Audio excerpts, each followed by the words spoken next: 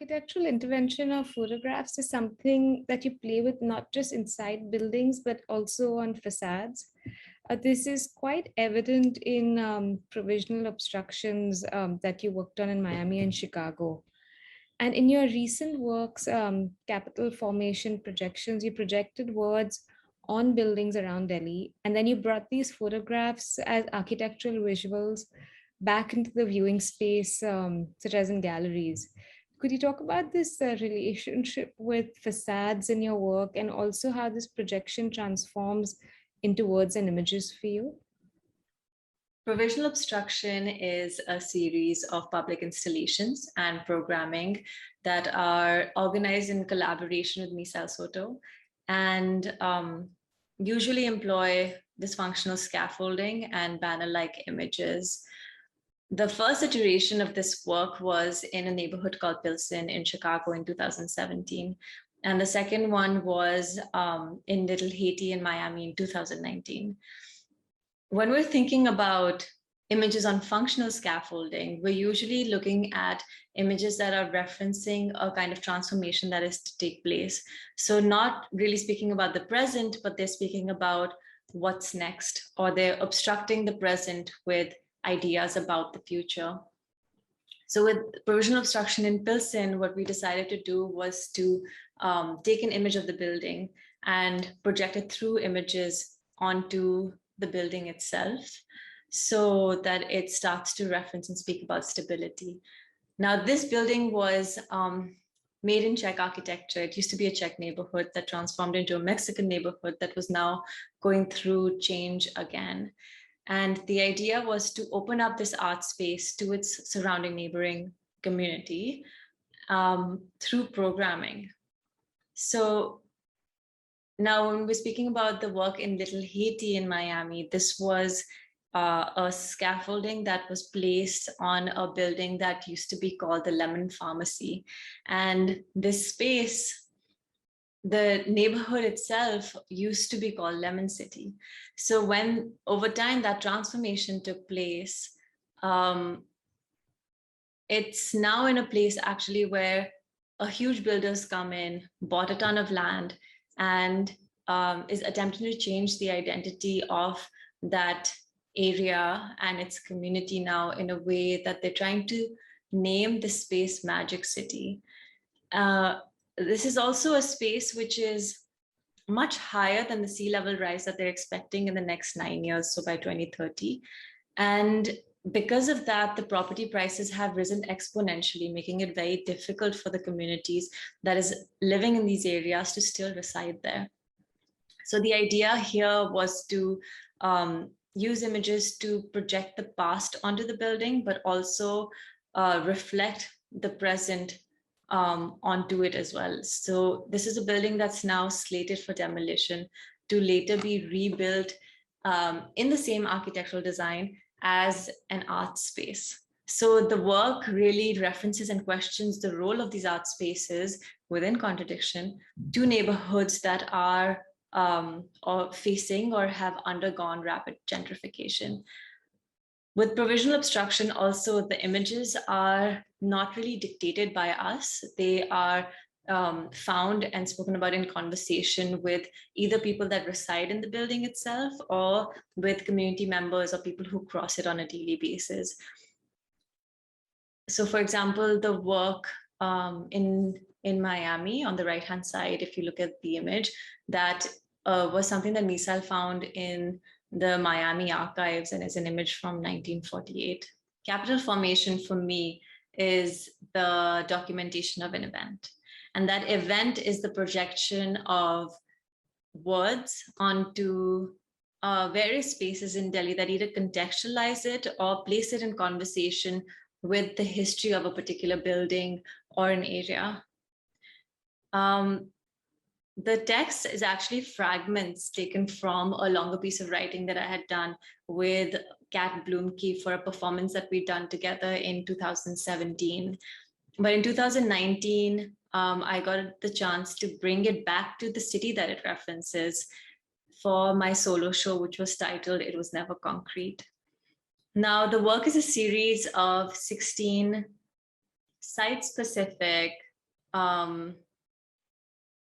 guerrilla graffiti acts of sort of transient words written in light encapsulated through a photograph, which could be an image of a space that's under construction, a new building, an old building. And when we're speaking about old in Delhi, it could be something or a building that is over 450 years old.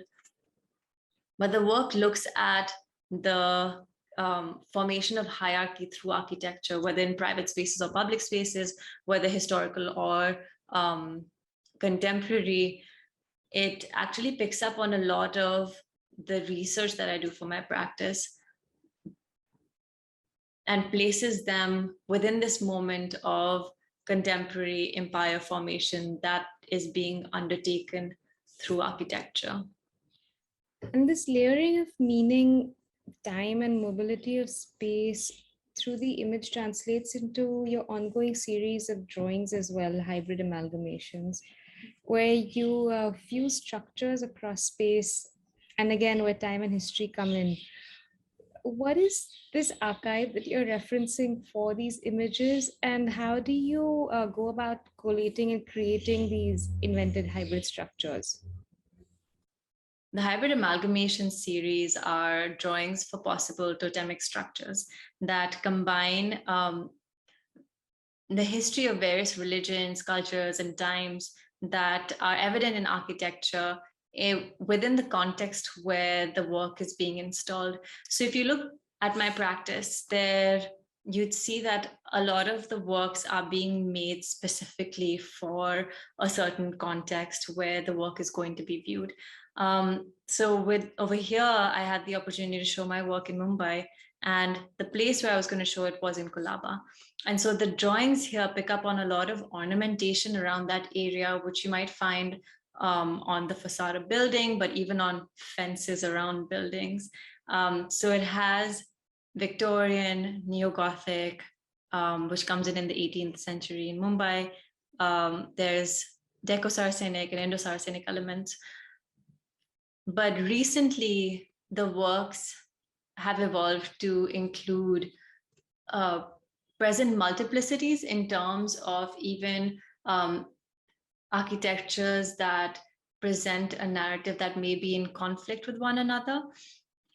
But to sort of undo or open up and question this idea of purity or the pursuit of a singular narrative in history.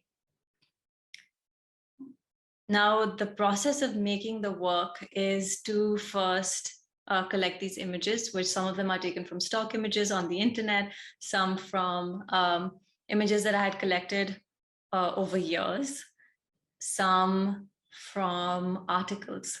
And so I convert them into black and white, make them as such that there's no sort of exaggeration of material that color brings in, but also so that they start to merge into one another, where they're almost completing one another or start to fragment and alter one another and distort the building. And then from there, I start to create the drawings.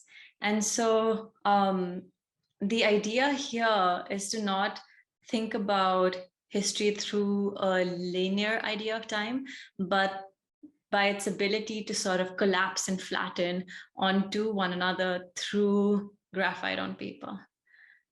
So the works might also, while printing the images, for example, there might be glitches, there might be tape marks, there might be lines that I have tried to, that I've made to try and understand what I'm making on paper. And those tend to then seep into the drawings as well. But to wrap up, I wanted to draw the conversation from images back into your sculptural practice. There are some exciting ideas that have been incubating from these projected images and from hybrid amalgamation that you're currently working on. Would you like to share a little bit about these new works and the direction in which your practice is now flowing? When we speak about my practice, the way I like to think about it is usually to compartmentalize them, because various conversations are taking place simultaneously, and they've rooted themselves into material or research in such a way that its evolution can be mapped. So that might take place over time, that might take place due to site, which means in terms of context or the temporality within which the work was conceptualized, or each idea might have its own relationship and material exploration. So, for example, if you look at capital formation, we've gone from performance to projections to documentations of those projections to ephemera with Jyoti Das KV, and then now performance. And hybrid amalgamations go from collage to drawing to then start to reference construction, restoration, destruction in relationship to authorship and identity, to then become into these digital 3D objects that go back to its initial intention, which was to create a life-size space that could hold a body, or that a body could walk through, walk on, or encounter physically. And I'm very excited because now I get to see these, even if it's through the screen of my phone or through an app. Augmented reality, for example, lets me see these 3D structures in my physical surrounding and play with scale in such a way that I know that we can start to now prototype various materials to create these with. And it's a slow step-by-step process, but I'm glad we're moving towards something that hopefully one day can be encountered physically.